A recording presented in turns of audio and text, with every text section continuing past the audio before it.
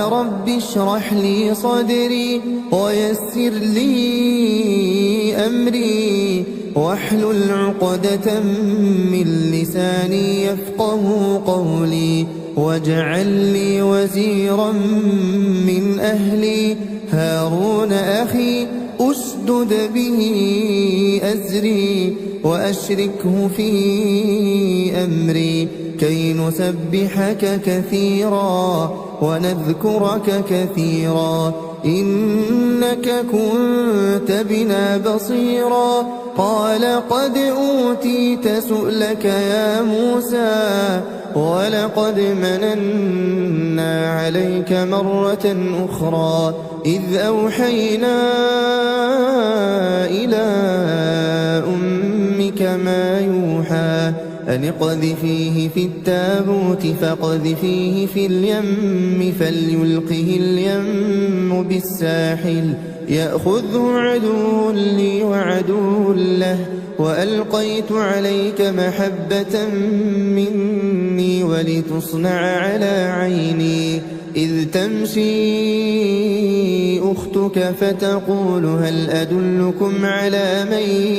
يكفله فرجعناك إلى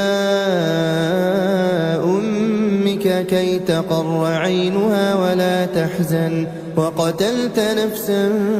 فنجيناك من الغم وفتناك فتونا فلبثت سنين في أهل مدين ثم جئت على قدري يا موسى واصطنعتك لنفسي اذهب أنت وأخوك بآياتي ولا تنيا في ذكري اذهبا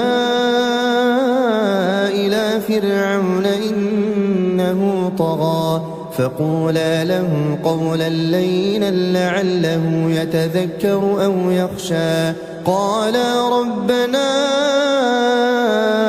إننا نخاف أن يفرط علينا أو أن يطغى قال لا تخافا إنني معكما